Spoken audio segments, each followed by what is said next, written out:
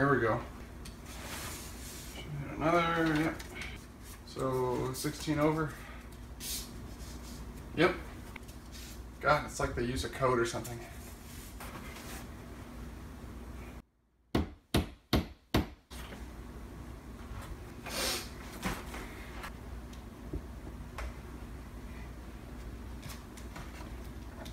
Perfect.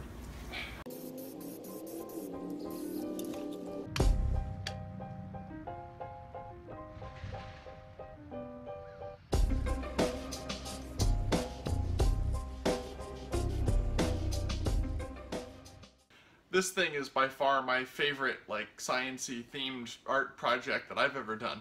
And it's a laser cut wooden frame that holds on to 4 of these 1-foot square panels of steel that have been melted and splattered through with thermite.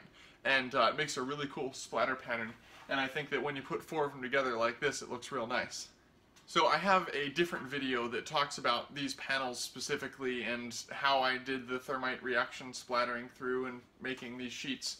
And if you actually want to do this or want to play with thermite, I would recommend going and watching that video and doing your own research and all sorts of background stuff, because not only does knowledge of the background science help keep you safe while you're doing something like playing with thermite, but it also is really cool to see something like this and go, man, those patterns were made by a chemical reaction that takes a whole bunch of room temperature powder and turns it into molten iron.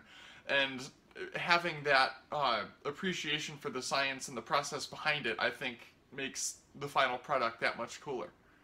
This was my original piece of thermite art, and this is the first splatter that I made in a simple plain wooden frame with 4 bolts at the corners. But it's got a couple problems. First of all, the frame is nice, but I don't think it's nearly as nice as this with the charred edges and stuff like that. It also had a lot of severe problems with warping because, you know, shockingly, when you drip molten iron onto a thin metal sheet, it doesn't remain perfectly flat. So these sheets have a lot of flex to them, and trying to restrict that with the frame is something that's pretty difficult. So in order to make this piece, the first thing I did was pick out which sheets I wanted to use and in what order. It actually gave me an excuse to use some of the less splattered pieces like this one on the end that wouldn't look good by themselves, but look great when you put them in a progression of most splattered to least splattered. But once I had that figured out, I designed a frame that was in a whole bunch of pieces that would, when all stacked together, they would all line up and grip all 4 pieces of steel.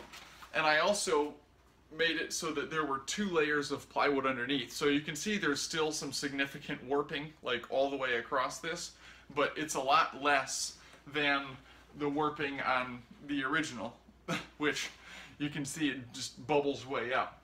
Because I have the 2 sheets of plywood backer, and I also have a much higher density of screws. There are 55 1¼ inch number 6 machine screws all the way around the perimeter of this that hold the whole thing together. Once I had the design as complete as I wanted it on paper, I digitized it into Illustrator, I guess, and finalized all of the dimensions and figured out exactly how all the holes were going to line up and that sort of thing for the final product.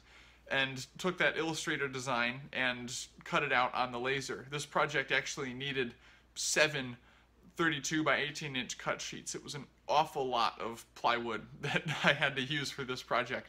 But actually, I was using cheap plywood that was not really intended for laser cutting, so a lot of the edges needed to be cleaned up once I was done with the laser cutting. After I had all of the pieces of wood, I theoretically could have assembled the frame right then, but I actually wanted to give it a little bit of a nicer look. So I actually weathered all of the front-facing pieces, like the borders of the frame, with a MAPP gas torch. And I had never tried to pattern wood by burning it before, but a real light touch with a MAPP gas torch makes the wood look really nice, and it actually takes the sort of pinky orangey plywood that I was using, which was not very nice, and it really makes it like match the sort of reddish iron oxide burn of the thermite splatter really well, and I really love the way that it came out. After I had all of the pieces of wood burned and weathered, I actually put a couple coats of polyurethane over all of the edge frame pieces. I think I put 1 coat of polyurethane on the back, and I put a couple coats of polyurethane in the middle of each one of the faces that was actually behind the metal, so that the wood that you see through the hole in each piece of metal is actually also polyurethaned. And especially on the border where the wood had been burned, the polyurethane really helps to lock in that burnt color. So this is the back of the frame, and when I first cut this out, I wasn't 100% sure of how I was going to hang it, so I gave myself some options. And I've got a hole right here where you could put a nail where the head would rest between the two backing sheets of plywood. I also have some holes where I put a piece of picture wire. So I ended up going with the picture wire, and I have one set sideways so that you can hang it like this, the way I have it here above the couch, or I have another piece of picture wire where you can hang it vertically, which is actually how I had it hanging in my apartment in Raleigh. And especially because the back is all warped and there's screw heads that you don't want to scratch the wall, I've got little felt pads all over it that stand it off from the wall a little bit and just prevent it from scraping.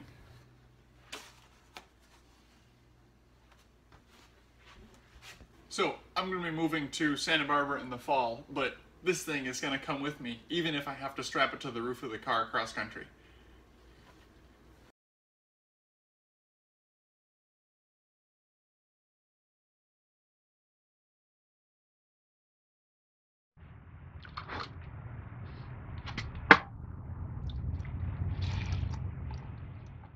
It's really difficult to ignite thermite.